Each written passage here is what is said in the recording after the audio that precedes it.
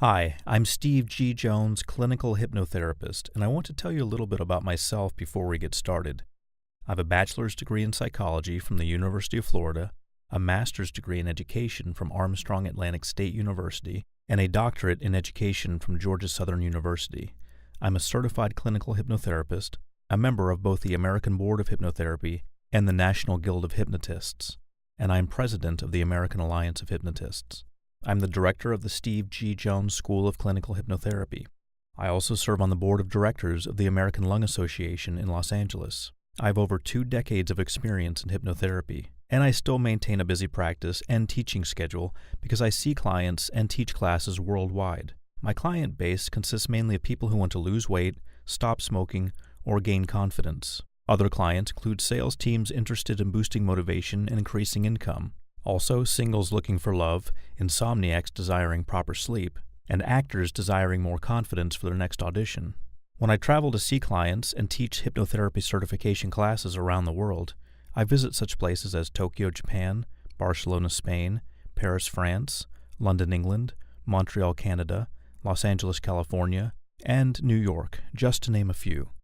By the way, since you have an interest in hypnosis, perhaps you would be interested in becoming a certified clinical hypnotherapist.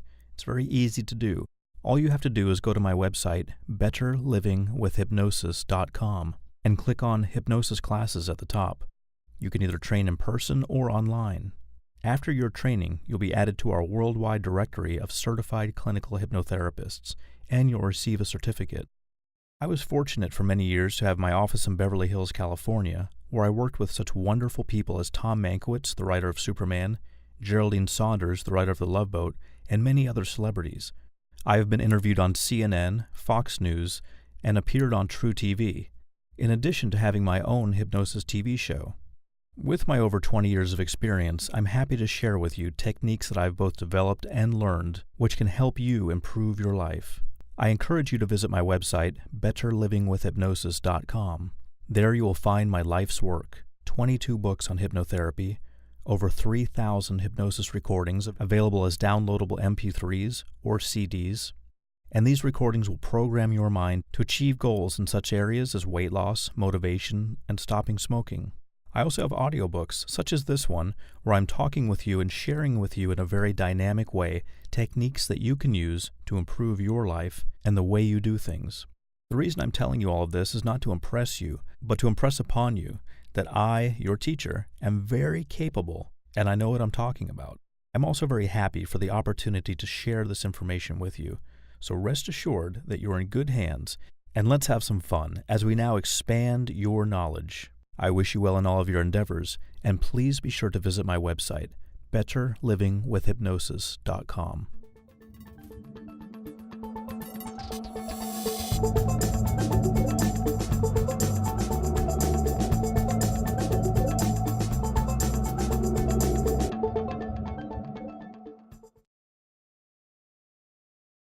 Palmistry is a topic that has fascinated me for many years. I remember when I was first in college at the University of Florida in Gainesville, Florida.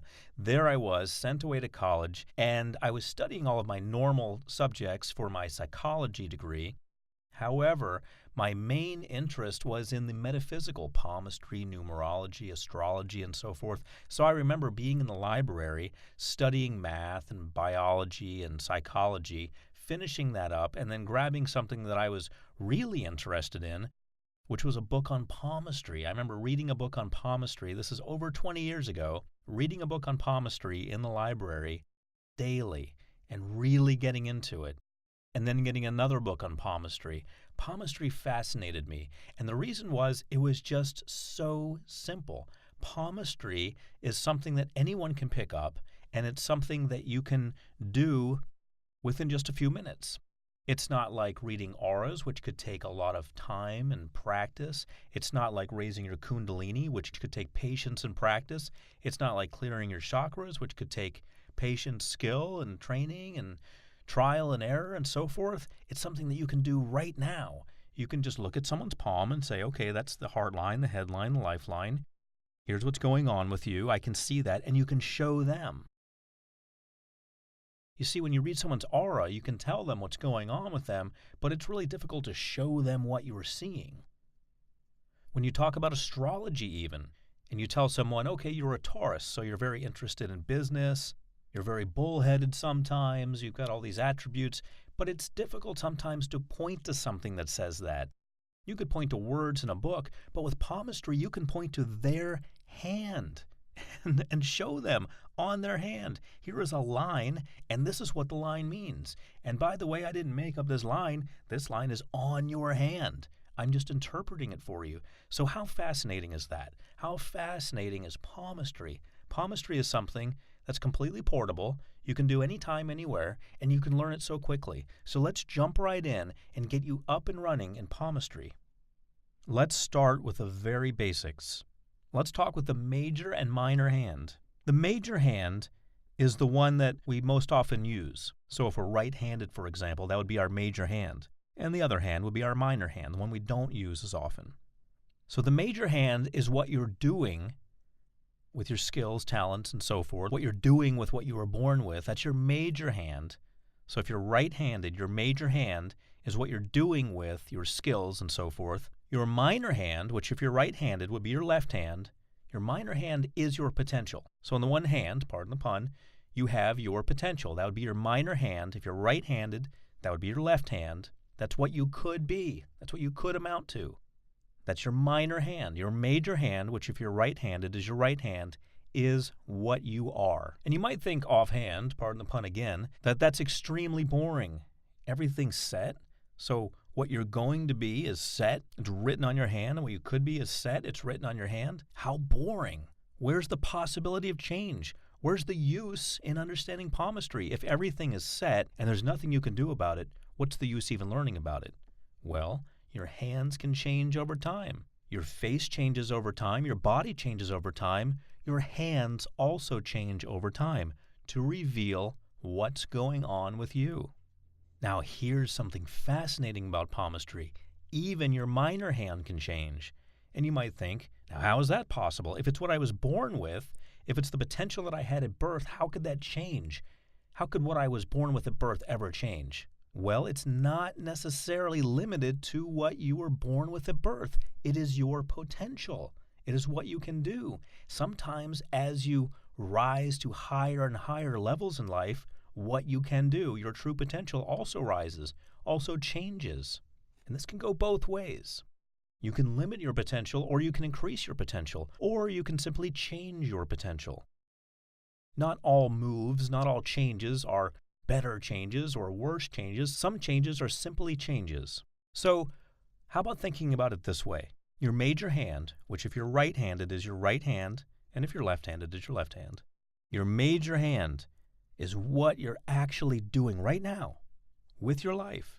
Your minor hand is what you're planning. Your minor hand reveals the information that's in the back of your mind. You know those ideas. I could do this. I could do this better, or I could do this differently, or I could have a family, or I could have a different career. That's your minor hand. Your minor hand will show you those things that you are thinking about in the back of your mind.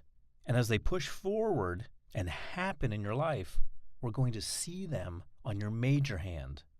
Now, if you're meeting someone out and about and you're at a party or some kind of social event and they just ask you to give a palm reading quickly, because by the way, once you understand palmistry and how to do palm readings, everyone's hand is going to be in your face. They're all going to say, read me, read me, read me, read me next. So if you find yourself in that situation, which all it takes is to say, I read palms, and everybody wants to know about themselves, what I suggest is that you read their major hand. Just ask them which hand they write with. If they say both, then ask them which hand they favor, which hand they use more. If they say either one, then just pick one. But in most cases, people can easily identify their major hand. By the way, here's a great opportunity for a vocabulary lesson. Perhaps you're familiar with the term ambidextrous. That means using both hands equally. But have you heard the word ambisinister? That means using neither hand very well. You may have opportunity to use that word. If they say, well, I don't favor either hand, then you can say, well, you're ambisinister. And if they say they're not sinister, then you can explain what that word means. Because what you're going to find is that when you read palms, it lends itself to a party situation. It lends itself to fun social interactions. Not all of your palm readings will be in front of a crystal ball in a quiet room with some incense burning in the background. Many of them will be out at clubs or at parties or at some sort of social event. So having some interesting and fun and sometimes funny things to say can really go a long way, because you, like it or not, are going to become a celebrity the moment you, in any situation, announce that you know how to read palms. Let's talk about the texture of someone's skin. That's one of the first things that I want you to notice. And by the way, palmistry is all about noticing things about the palm. But as you're going to see, it extends a little bit past the palm, as in the case of skin texture. I want you to keep it simple as possible when you evaluate every part of the palm and the hand in general. So skin texture is no exception. Don't get caught up in various types of skin and so forth. Just notice, is it soft or is it not soft?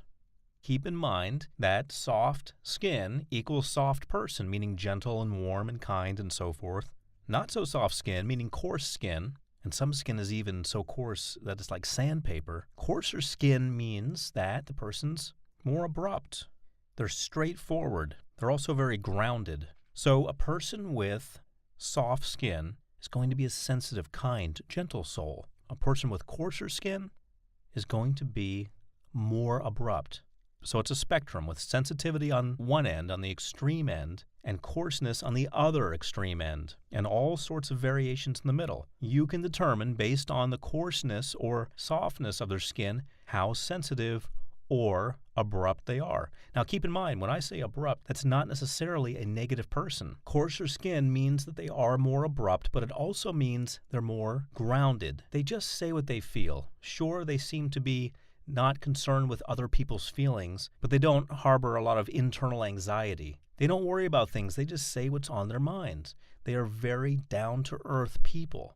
This alleviates a lot of stress that people with silky skin have to deal with. People with silky skin are too sensitive to really tell exactly what they're feeling. So they have a lot of internal anxiety, things they keep pent up. So realize that it's not always that cut and dry. It's not always very silky, soft skin or very coarse skin. It's usually something in between. And as you talk to someone while giving them a palm reading, tell them what you're thinking. Well, your skin is not very soft, but it's not extremely coarse, but it's closer to being coarse than it is to being soft. And that's why I know that you are more of a down-to-earth person, more of a straight shooter, more of an abrupt person. In fact, sometimes you may say things that hurt people's feelings and you don't realize it because you're just telling them what they need to hear. And they'll probably look at you and say, yes, you're right. Get used to hearing that. Get used to people nodding their heads and saying, yes, you're right. You know, there's a fascinating story I heard about Mark Twain. He went to a famous palmist, famous palm reader in his time. And before that, Mark Twain was quite the skeptic. He didn't believe in palmistry. He didn't believe that you could look at someone's palms and tell them anything. But after having a palm reading, he made a statement to the effect of, this person just read everything about me in my palm. Mark Twain was made a believer, and you are going to make believers out of a lot of people, because what you're going to reveal to them is truth. And if anyone ever says, no, that's not me, that's not right, just show them where you got the information so they know you're not just making it up. And don't make things up, by the way. Don't add things that aren't there. Everything you say should be backed up by an observation. So if you say they're very abrupt and down to earth, you can show them. Feel your own skin. You can feel it. Here's where I got the information. Something else you can do, and you can even do this before you look at their palms, is shake their hand. If they want a palm reading, shake their hand. You can tell a lot about a person by the grip that they offer you in a handshake. Now, some people have been trained to give a firm handshake. So sometimes all we can tell is that they've been trained to give a firm handshake. This is usually obvious because they'll have a very businesslike demeanor about them and everything will be just right, and they'll give a firm handshake, and you can tell that they've trained themselves or somebody told them or somebody trained them to give a firm handshake.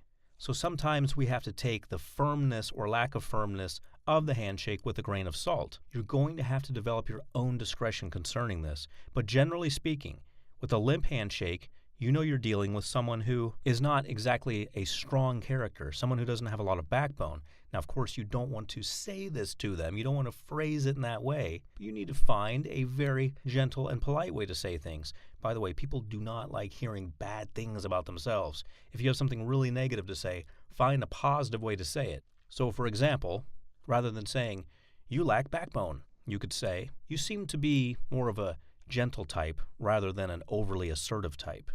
Let's talk about the sponginess of the hand. I want you to take your own hand and turn it right side up. Either one, just look at it. And with your other hand, doesn't matter which one, press on your hand. So one hand you have right side up, your palm is facing up. With the other hand, you're pressing on it. Just pressing around, pressing under the thumb, pressing under the fingers. Is it spongy or is it firm? If it's spongy, then you're the type of person, and don't take this the wrong way, who enjoys the sensual pleasures of life, who would rather avoid work if possible, at least physical work. You're more of a relaxed person, into enjoying life's pleasures. Notice I did not call you lazy. If, on the other hand, your hand is more firm, then you are less about life's pleasures and more about getting work done, getting down to it. You see, when you have something positive to say, you can say it very easily. When you have something that might kind of sound negative, you need to work on crafting your words. By the way, there's nothing wrong with having spongy hands. These people really know how to enjoy life, so if you are one of them, keep on enjoying. There's nothing wrong with getting the most out of life and really getting into life's pleasures. There's a free lesson on putting a positive spin on something. Let's talk about flexibility. How flexible is the hand? Go ahead and bend back your fingers now. Go ahead and bend back each finger, bend back your thumb. Flexible are you? Well, after you've examined a few hands, you're going to know the different levels of flexibility. Perhaps you're bending back your hand right now and thinking, well, I don't know how flexible I am compared to other people. It seems like I'm pretty flexible. Once you do a few palm readings, you're going to have an idea of what average flexibility is and what extreme flexibility is and what lack of flexibility is. Some people's fingers won't budge. Some people's fingers, it seems like you could bend them all the way around twice and they wouldn't feel it. How flexible you are can be shown in your fingers and your thumb. How flexible is everything? That's how flexible you are as an individual. How open are you to change? How spontaneous are you? Let's talk about hand shape. Not handshake, hand shape. What shape is the hand in? And you may think, well, what shapes are there? Well, I'm going to tell you there's the square palm and there's the oblong palm. If you look at someone's palm and just ignore the fingers and the thumb for a moment, look at your own palm. Not looking at the fingers or the thumb, just the palm area. Look at all the borders of the palm. Where it meets the fingers, where it meets the thumb, where it meets the wrist. All the sides. Does it look like a square to you? Does it look like a square to you, equal on all sides? If so, you are a practical person. You're down to earth. You're prepared to work long and hard if the situation demands it. So even if you have a spongy palm, you can still work long and hard if the situation demands it. People with a square palm usually have an abundance of energy. Let's talk about the oblong palm, also known as the artist's palm. Oblong palms are sort of long and thin. So the distance from the wrist to the base of the fingers will be greater than the distance from side to side. That's an oblong palm. Not very practical. This is the artist. This is the dreamer. These are the idea generators of the world, the daydreamers. But because of the lack of squareness of the palm, a lot of times those daydreams don't become reality. They just remain thoughts. So think about an artist, the ideal artist, creative, gentle, and a dreamer. All right, let's take a little break now. We're about halfway through the material that I've presented, and I want to make sure that you're with me, that you're paying attention and that you're learning something. So what I want you to do right now is, if you're driving and you can pull over, go ahead and do that. If you're not driving, then you can definitely do this. You can take out a piece of paper and you can write down 5 things that you've learned so far from what I've said. 5 things that resonated with you. Now, I want you to keep in mind, they don't even have to be 5 things that I said. Maybe you got some good ideas from what I said. Maybe I said something and your brain took it and blew it up a million times and came up with all kinds of wonderful, amazing possibilities based on what I said.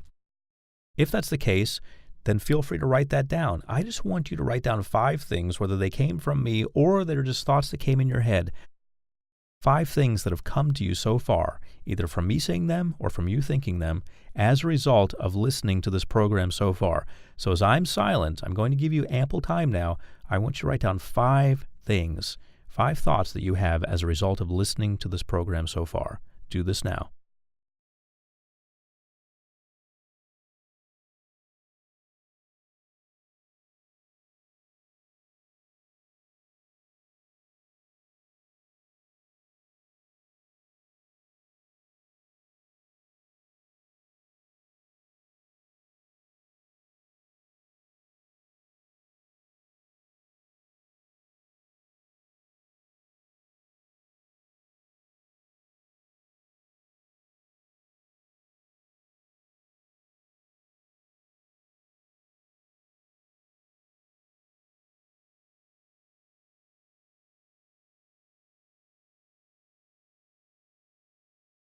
Okay, do you have your 5 things? If not, go ahead and finish them up. 5 things, write them down. So I'm going to move forward now. Let's take those 5 things that you have written down, and I want you to elaborate on them. For example, if you have an insight number 1, that's I should change blank about myself, whatever it may be, I want you to elaborate on that. Whatever you've written down for point number 1, something that's come to you during listening to this program, I want you to elaborate on that now as I'm silent.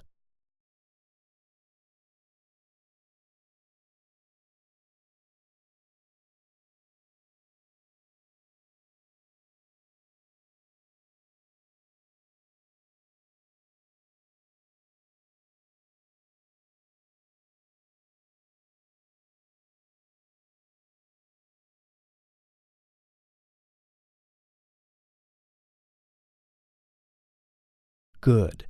And now I want you to take point number 2 and elaborate on that. What was the second point that you wrote down, and how can you enhance this idea? I want you to make it real for yourself, because I want you to have, after you finish this program, something you can use.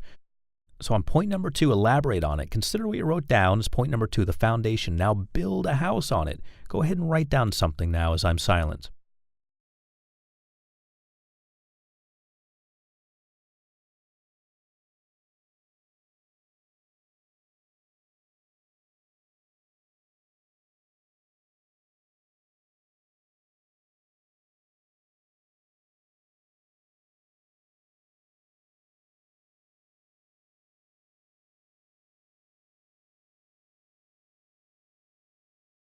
Good. Now you're getting some momentum. Now for point 3.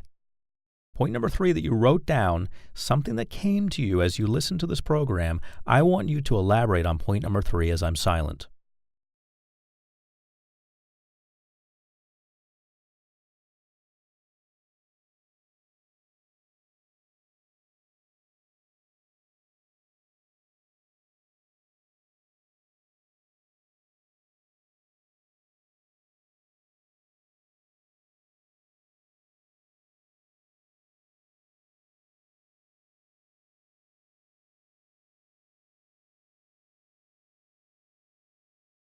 Good. Now take point number 4, the 4th point that you wrote down, something that came to you while you were listening to this program. I want you to elaborate on point number 4 as I'm silent.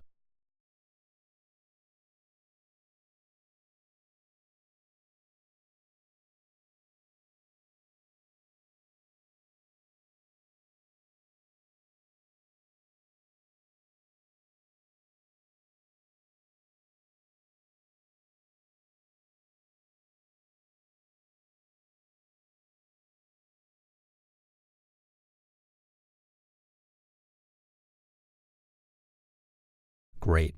Last but not least, point number 5. Take point number 5 and elaborate on it as I'm silent.